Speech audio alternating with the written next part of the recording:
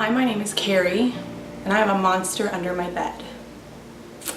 The first time I think I really struggled or was aware the concept of suicide, we'd actually had several conversations in our youth group. I was very actively involved in the church.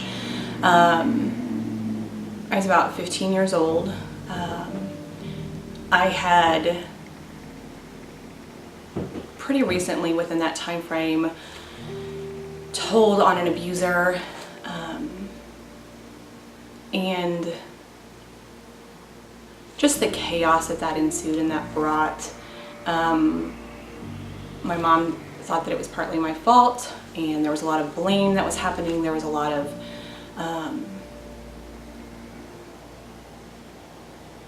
I just didn't feel a ton of support, and the crazy thing was I knew that I had people around me that loved me, but I was just so desperately trying to escape. And I happened to be home alone one afternoon in the kitchen, and I had gotten a knife out of a knife drawer. And my youth pastor called. It wasn't and said, "I need you to come help. I've got some work at the youth house that needs to be done. I want you to come hang out. I've got a couple other youth kids coming over." And I was like, no, I'm not coming, and I hung up the phone. And praise God, he didn't listen and drove over to my house, knocked on the door, and of course at that point I'm like running and hurrying and putting things away, and answered the door, and I didn't tell him then that had happened. It was a couple weeks later that I had told him and his wife what my plan was. And they just kept reminding me of Jeremiah 29:11. It's my life verse. It's the verse I just constantly remind myself of. So that was kind of the first interaction and really moment. As an adult, just dealing with just depression and hopelessness. I think I just, on numerous occasions when it would get to that point, and I had been on medication a couple of different times, antidepressants, things like that would help. I had gone to counseling.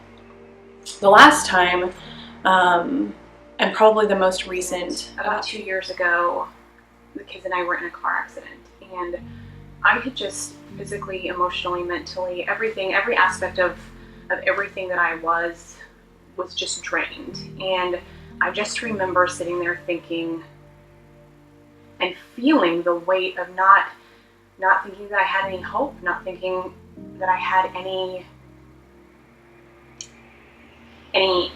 relief. I would pull back, and I would pull away, and I would disconnect from family and from friends. And guys, this is 2 years ago, coming up on 3 years ago, that I was really in this incredibly low place of just thinking the world is going to be better off if I'm not in it. My kids are going to be better off because then they don't have to see me every day in pain. My husband's going to be better off.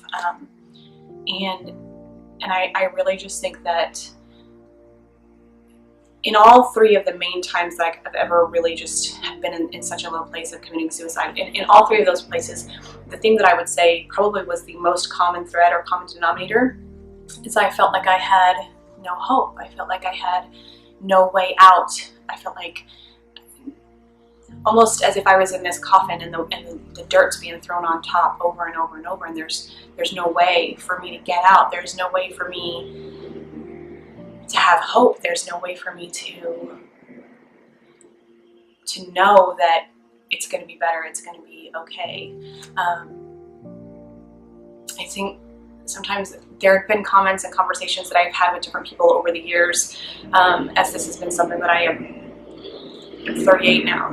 So 15 was the first time that I really had considered suicide as an option. That's a long time to really kind of have that in your background, in the thought process of who you are. And I was amazed at sometimes the comments of, "Oh, it's selfish," or "It's, you don't care about your family," and those things. And it wasn't that I didn't care about my family. It wasn't that I didn't care about even me. But it was very much so that I didn't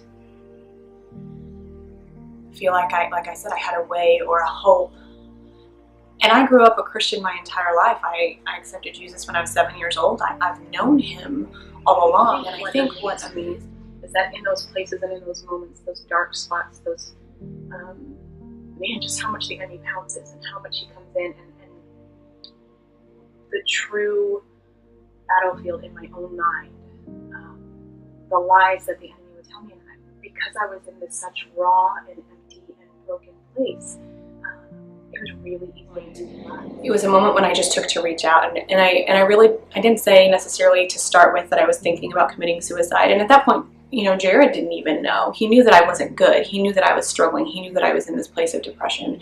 But I had reached out to a friend and mentor of mine and just said, I'm not good. And she said, okay, let's talk.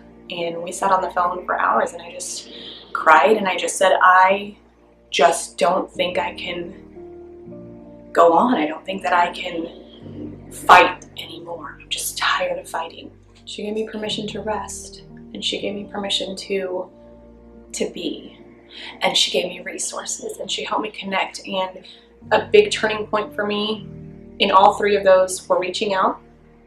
A big turning point for me was people who continued to check on me and ask me hard questions, because at that point I would let the people in my life know, like, no, this is really where I'm at. This is the truth. I really don't know if I can keep going forward. I don't know if I'm going to make it. And in each instance, God had placed people in my life who were willing to step in and then help me walk that out of, what does this look like? What's this process going to be? And again, asking for help, seeing counselors, taking medication. For me, it's not something that I'm currently on. There are other things that I do to make sure that I've kind of got checks and balances at this point in time in my life. But there absolutely have been times that medication was completely a necessity. There wasn't any question about it. I didn't know that I would make it without it. So, and then the other aspect of having mentors or someone that I could confide in and counselors.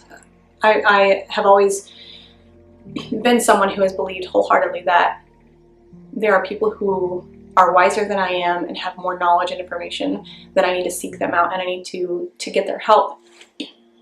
That's what they're there for. And I think it's just this interesting place of moving into trusting the Lord. I think He's making it more and more known that that was an area that I'm lacking or have lacked in the past, that I'm working on growing and trusting that He does have a plan for me, that what He says is true, that who He is true. And if I can believe what God says about Him to be true, then I can believe what God says about me to be true.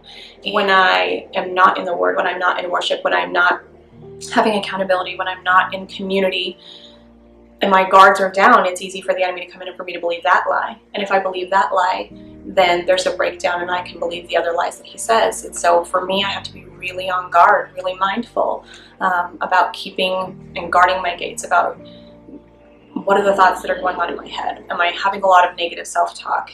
And because that's something in my past that I have walked down the path of before, I've got to be really intentional about if I'm not doing well, if I'm not feeling like I'm being taken care of, being willing to have those conversations and talk. I still cling to with all my heart Jeremiah 29:11.